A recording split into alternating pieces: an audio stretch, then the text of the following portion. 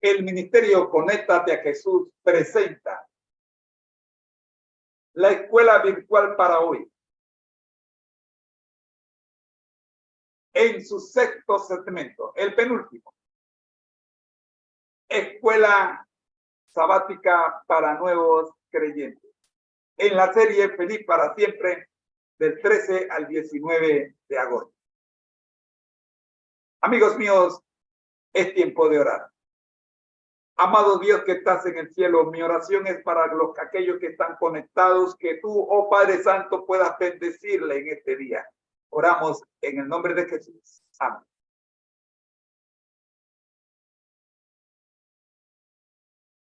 El poder de la palabra de Dios.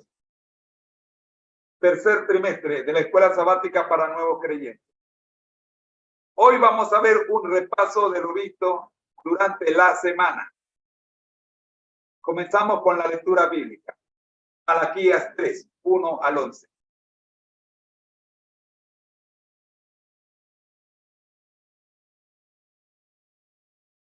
He aquí, yo envío mi mensajero, el cual preparará el camino delante de mí, y vendrá súbitamente a su templo el Señor a quien vosotros buscáis, y el ángel del pacto a quien deseáis vosotros.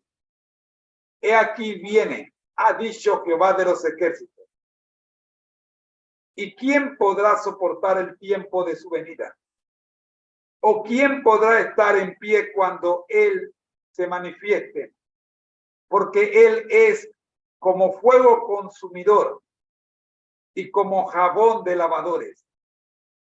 Y se sentará para afinar y limpiar la plata, porque limpiará a los hijos de Leví, los afinará como a oro y como a plata, y traerá a Jehová ofrendas en justicia. Y será grata a Jehová la ofrenda de Judá y de Jerusalén, como en los días pasados y como en los años antiguos. Y vendré a vosotros para juicio, y seré pronto testigo contra los hechiceros y adúlteros, contra los que juran mentira y los que defraudan en su salario al jornalero, a la viuda y al huérfano, y los que hacen injusticia al extranjero, no teniendo temor de mí, dice Jehová de los ejércitos. El pago de los diezmos, porque yo Jehová no cambio. Por esto, hijos de Jacob, no habéis sido consumidos.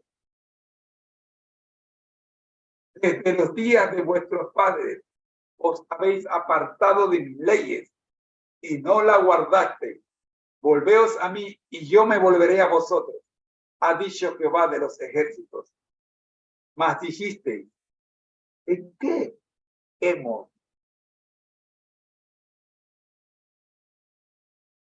de volvernos? ¿Robará el hombre a Dios?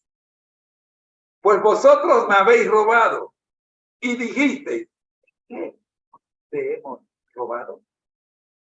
En vuestros diezmos y ofrendas, malditos sois con maldición, porque vosotros, la nación toda, me habéis robado.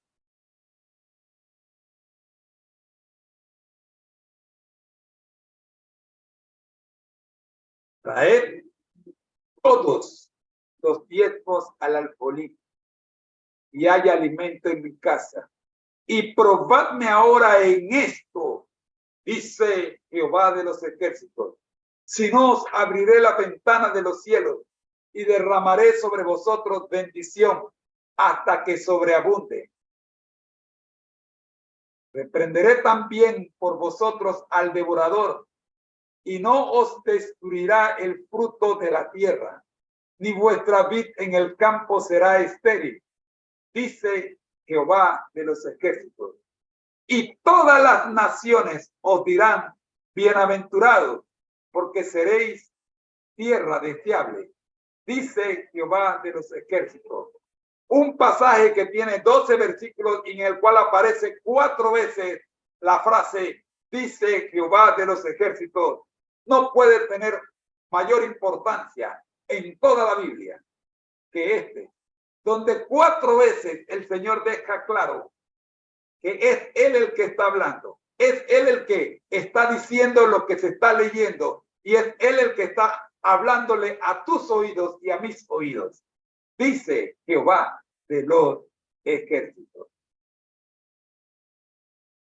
El concepto clave de esta semana, ¿qué es ser mayordomo de Dios?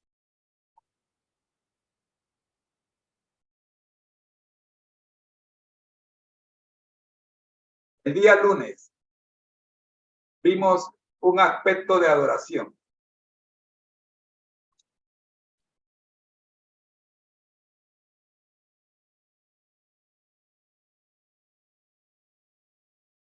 Cuando Dios creó a los seres humanos, le concedió el don de la responsabilidad de ejercer potestad. En Génesis 1:28 se establece que el hombre estaría por encima de toda la creación.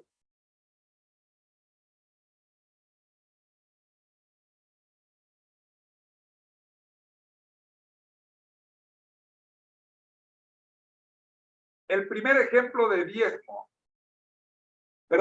la práctica del diezmo se encuentra íntimamente relacionada con la adoración y el reconocimiento y aceptación de la completa soberanía de Dios sobre todos los aspectos de la vida.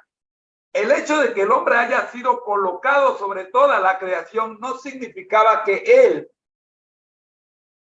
era dueño de ella, sino que era el gerente, el administrador de la misma.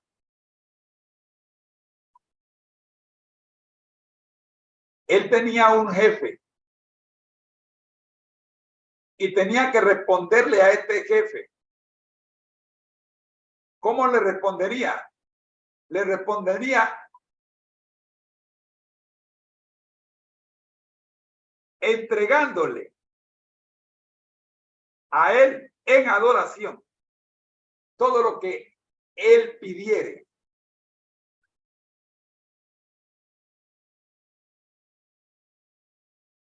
El diezmo es la 10ª parte de nuestras ganancias.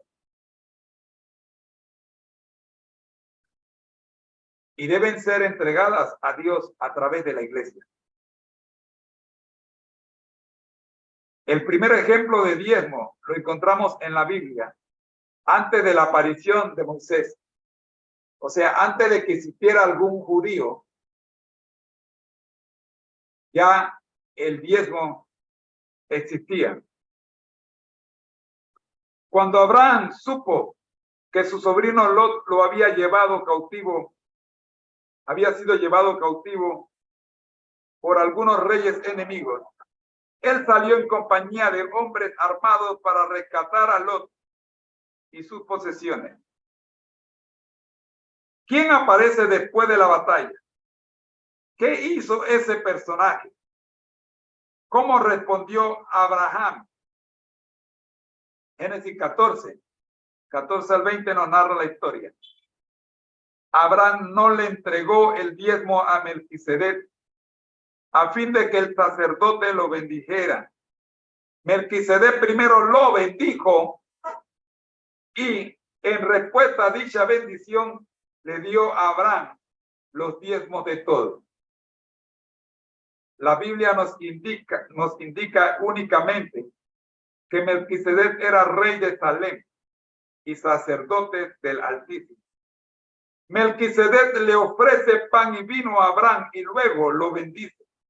El autor del libro de Hebreos afirma que Jesucristo es un sacerdote del mismo linaje de Melquisedec. Hebreos 7, 14 al 17.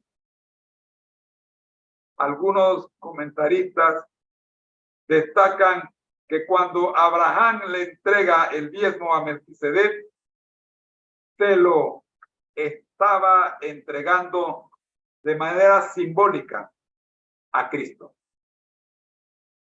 Un segundo ejemplo se encuentra en la historia de Jacob y su famoso sueño. Lee esta historia en Génesis 28, 10 al 15 y responde la siguiente pregunta. ¿Qué fue lo que soñó Jacob? Génesis 28, 10 al 15. ¿Cómo reaccionó Jacob ante aquel sueño al día siguiente? ¿Y a qué se comprometió? Génesis 28, 16 al 22. La experiencia de Abraham y de Jacob ponen de manifiesto que diezmar no es una prescripción cuyo origen se remonte a la ley de Moisés, sino que los hijos de Dios habían sido enseñados a practicarlo desde el principio. El día martes nos tocó estudiar dones para Jesús. El relato del nacimiento de Jesús es probablemente el hecho más conocido de la Biblia. Ahora bien, ¿cuáles fueron los primeros presentes que trajeron los sabios de Oriente al niño Jesús? Ver Mateo 2, 1, 2 y 11.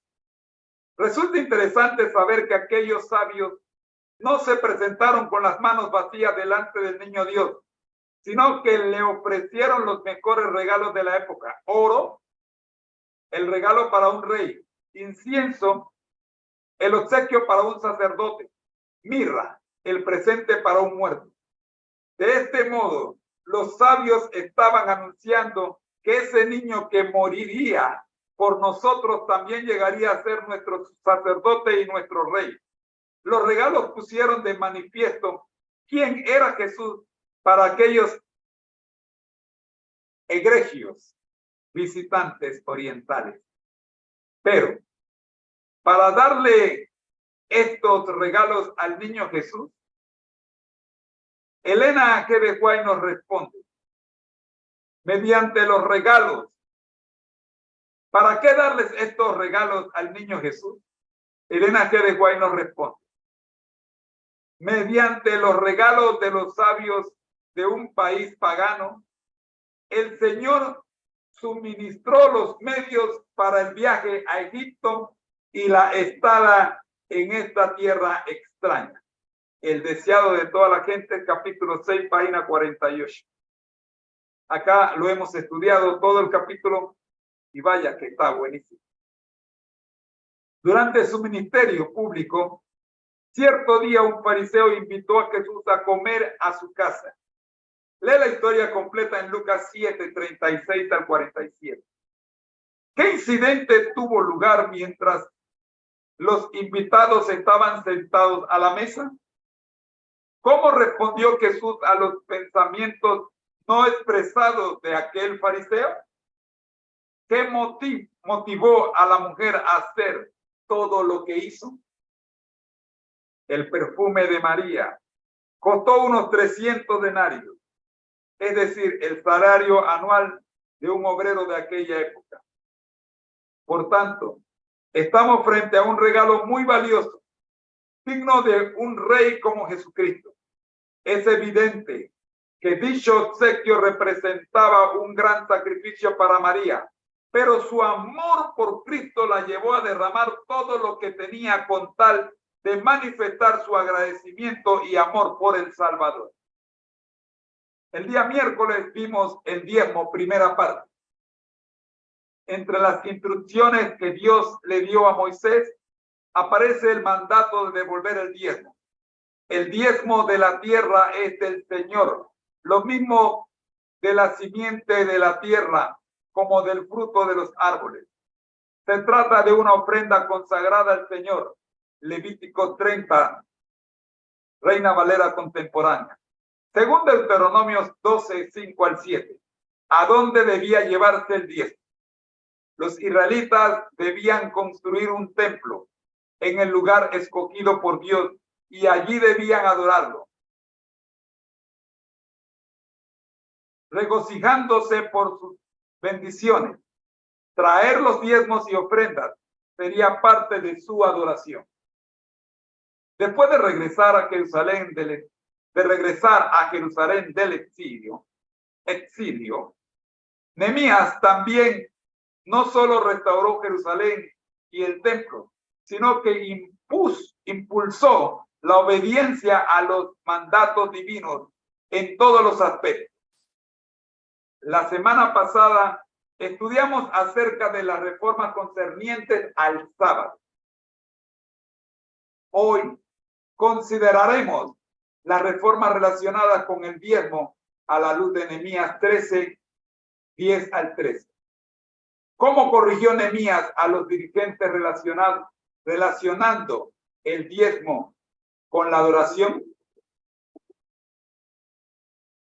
En Malaquías 3, que hemos leído, el profeta registra lo que Dios mismo, con toda severidad, le dice a su pueblo respecto al descuido de la devolución del diezmo.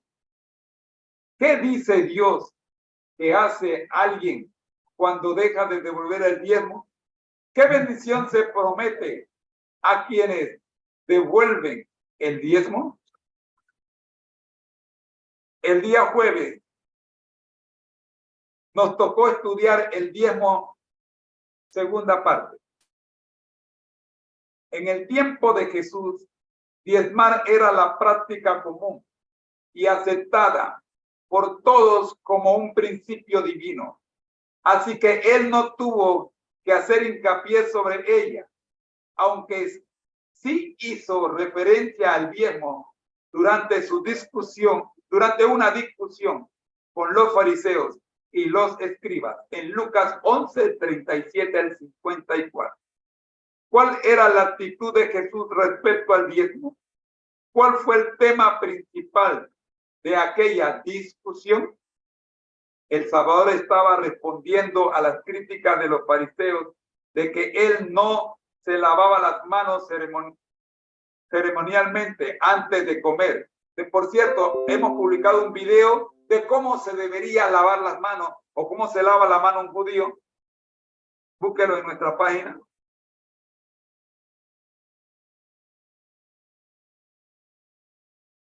Jesús presentó una serie de ejemplos para demostrar que los fariseos y los escribas valoraban las cosas externas. Vea el video que le estoy hablando.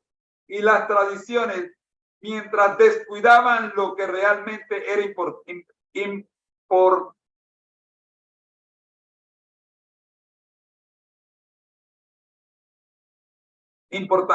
Miren, el video usted puede encontrarlo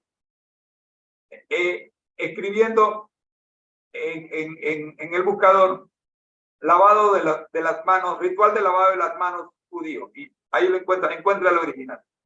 Bien, en Primera de Corintios 9 al 18, Pablo explicó cómo los que trabajan a favor del evangelio deben ser remunerados. ¿A quién tienen derecho los obreros del evangelio? ¿A qué tienen derecho los obreros del evangelio? Lea 1 Corintios 9, 8 al 18. ¿Quién ideó ese plan? ¿Por qué Pablo no participó de ese derecho? Elena G. de White nos precisa cuál debe ser el uso del diezmo en la actualidad. Dice, cada uno examine regularmente sus entradas, todas las cuales son bendiciones recibidas de Dios, y aparte el diezmo como un fondo separado, destinándolo en forma sagrada al Señor. Este fondo en ningún caso debe ser dedicado a otro uso. Ha de ser dedicado solamente a sostener el ministerio del evangelio. Esta cita está en la revista The Review and Herald, 9 de mayo de 1893. Y para cerrar nuestro estudio, nuestro repaso de la semana, tenemos el registro del día viernes, o sea, ayer. La bendición de ser parte de la iglesia. Primera pregunta. ¿Cuándo debo diezmar? Respuesta. El diezmo es lo primero que debemos separar al recibir un ingreso o ganancia y entregarlo a la tesorería a la mayor brevedad. Cuando diezmemos sistemáticamente, devolver gozosamente el diezmo se convertirá en un aspecto natural de nuestra experiencia religiosa.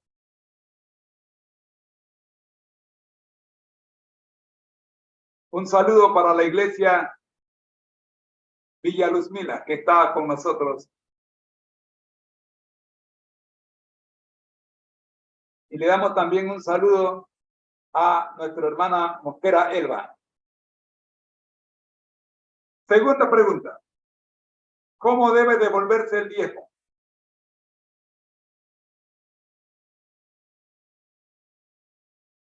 Respuesta. Introduciendo el efectivo o un cheque en el sobre de diezmo y luego colocándolo en el plato de las ofrendas durante el culto sabático de adoración. Hoy día existe otro método y es la transferencia electrónica. Puede usted, apenas recibe su cheque, sacar el 10% sin parpadear y hacer una transferencia electrónica a la tesorería de la iglesia. Tercera pregunta. ¿Cómo se usa el diezmo que entregó a la iglesia? Respuesta. Para los que me están preguntando en qué página estoy o en qué libro estoy en la cartilla para nuevos creyentes del tercer trimestre Poder de la palabra de Dios, página 64. ¿Cómo se usa el diezmo que se entregó a la iglesia? Es la pregunta número 3. Respuesta. El diezmo es recibido por el tesorero de la congregación, él lo envía, debe ser, y él lo envía íntegramente a la tesorería de la asociación, que constituye el alfolí de los diezmos, que serán distribuidos de acuerdo con las normas establecidas. Debo hacer una observación porque estuve en una reunión con unos amigos en donde escuché a alguien quejarse de esto. No es culpa de la administración de la iglesia que los diezmos superen las ofrendas. Algo estamos haciendo mal. Algo estamos haciendo mal por el cual los diezmos superan las ofrendas.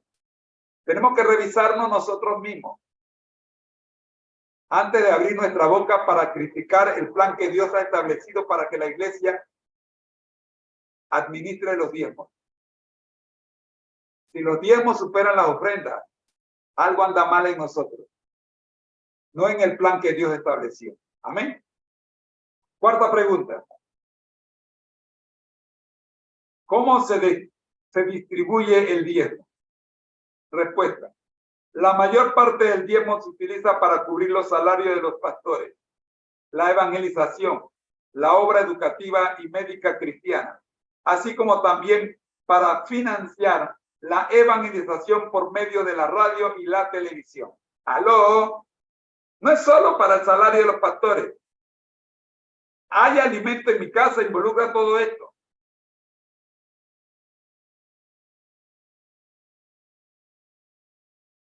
Esa era la cuarta pregunta. Vamos a la quinta. ¿Es apropiado enviar mi diezmo a algunas organizaciones y ministerios que realizan buenas obras cristianas en las que estoy interesado? El diezmo debe ser depositado en la iglesia o congregación local, teniendo siempre en mente los propósitos especiales mencionados con anterioridad. Esta es la respuesta que tenemos aquí para esa pregunta.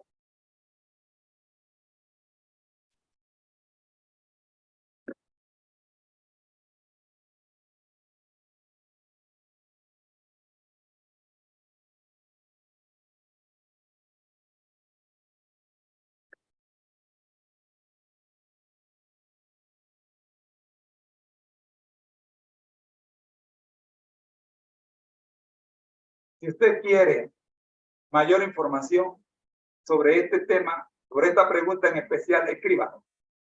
Con gusto le daremos más información.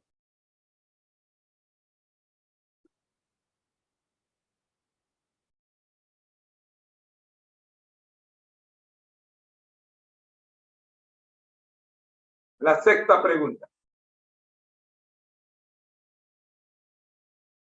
¿En qué no debo usar el diezmo?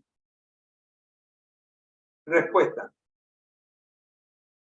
El diezmo no debe usarse para dar mantenimiento o cubrir los gastos operacionales de las iglesias, ni en proyectos de construcción de templos, ni para proporcionar alimentos o medicamentos a los necesitados.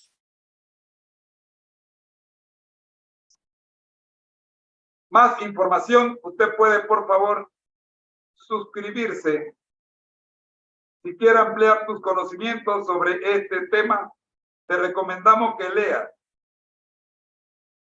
Elena G. de White, Consejos sobre el régimen sobre la mayordomía cristiana. Leonard A. Johnson, Cuando el mayordomo contempla a Dios. Joel Fernández, 100 preguntas sobre mayordomía. Y Manuel A. Rosario, Mayordomía es salvación. Esos son los cuatro libros que los autores de este curso recomiendan leer. Amigo, hasta aquí el repaso de la semana. Te invitamos para que nos acompañe la próxima semana con la lección de Escuela Sabática para Nuevos Creyentes número 8, cuyo título es Vida Sana. Oramos. Nuestro Dios que estás en el cielo, gracias Señor por la lección recibida esta semana en la Escuela Sabática para Nuevos Creyentes. Estamos seguros, Señor, que mejoraremos nuestra condición como mayordomo. Porque ahora, oh Señor, tenemos las herramientas para no seguir robándole a Dios. Oramos en el nombre del Padre, del Hijo y del Espíritu Santo. Amén. Ha sido una presentación del Ministerio Conéctate a Jesús en la voz de su hermano en Cristo, José Moreno. Te espero mañana para iniciar la 8ª semana del tercer trimestre, el poder de la palabra de Dios.